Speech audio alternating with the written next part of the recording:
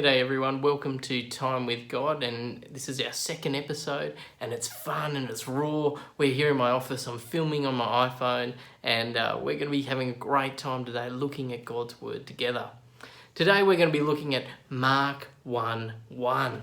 It's a great little verse. It's the sort of verse that you tend to just read over and not really think about, but there's heaps in there.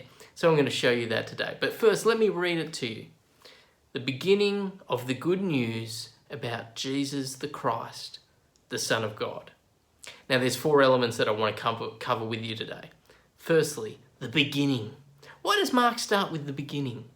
You know, Mark, it's the beginning, I get it. It's the first verse in your gospel. But that's not what Mark's getting at. He's actually drawing us back to Genesis 1:1. Do you remember Genesis 1:1? In the beginning, God created the heavens and the earth. So when Mark says the beginning of the good news about Jesus, he's saying this is a new beginning. Just like that was a massive, monumental, cosmic start to everything when God created the universe. This is a big moment. This is a new beginning. God's taken the initiative. God's doing something. He's bringing about a new creation. That's what's going on in Mark 1:1. And as we read through Mark's gospel, we see that, don't we? We see that Jesus calms storms, drives out demons, heals the sick, raises dead people back to life. He's the creator. He's God. I mean, what other conclusion can you get to when you see what Jesus does? But he's not just the creator. He's the creator who's bringing about a new creation. He's reversing the curse, saving us from the fall. That's why Mark starts with the beginning. But he says it's the good news, the next bit, it's the good news about Jesus. Now, why good news? Well, see, I think most people look at Christianity and they don't think it's good news. They think it's good advice or good rules. They think it's rules about how to live. Some people don't even think it's good rules. They look at it and think, oh, it's kind of like a straitjacket of rules. You know, who wants to live that way with all these rules that God gives you? But actually, if that's what you think of Christianity, you've totally misunderstood it. Because it's good news. It's news about what Jesus has done for us.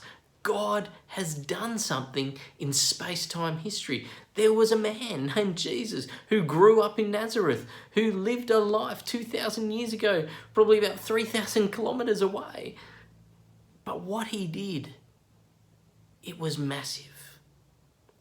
It's good news about what he has done. Not what we do, not that we have to keep rules and somehow God will love us. No, it's about what Jesus has done for us.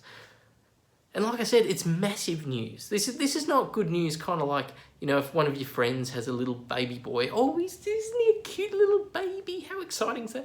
I mean, that's good news. But we're not talking about that level of good news. We're talking about history-changing news, world-changing news. This is news that changes everything. Why is that? Well, that's the next bit. Because it's the good news about Jesus, the Christ.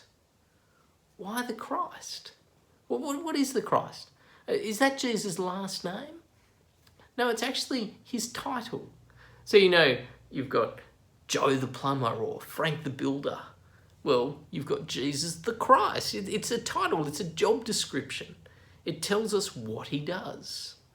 And what he's meant to do is actually outlined in the Old Testament. God promised that he would send the Christ, that he would send one who would come and sort out our world and fix everything up, one who would save his people and judge his enemies, one who would bring a new exodus, a new rescue to the world. Jesus is the Christ. But he's not the Christ as everyone expected. See, most people expected the Christ to come and pound the Romans and smash the bad guys. But Jesus doesn't do that. He's the Christ who suffers. He's a suffering Christ. And that's really what Mark's gospel is all about. Jesus is the suffering Christ who dies as our ransom. He's come to save us from our sin. That's who Jesus is. But there's one more element. It's the beginning of the good news about Jesus the Christ, the Son of God. Now, why the Son of God? Well, that was the title that was used of the Roman emperor. And it's got hints of divinity, and Mark wants to show us that. As we read through Mark's gospel, we see this is really God that we're talking about. Jesus is God. But he's also the emperor. He's the real emperor. He's the one who rules over everyone and everything. He's not just the king of the Jewish Israelite, God's people.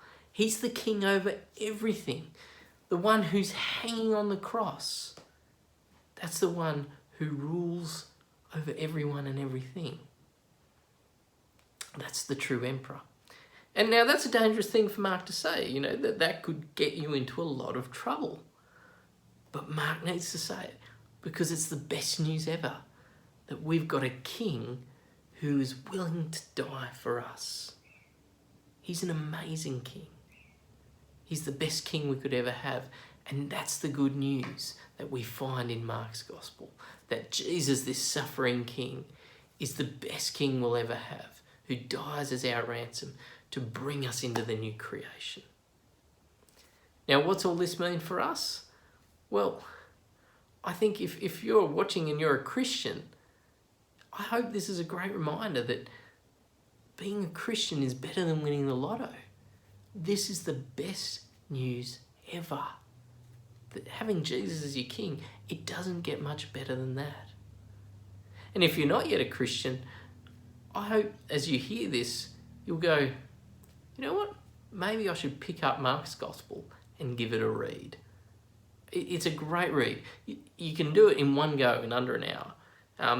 But it's an amazing read, seeing how great Jesus is and how much he loves you. I'd encourage you, give it a go and check Jesus out for yourself. Give him a fair go.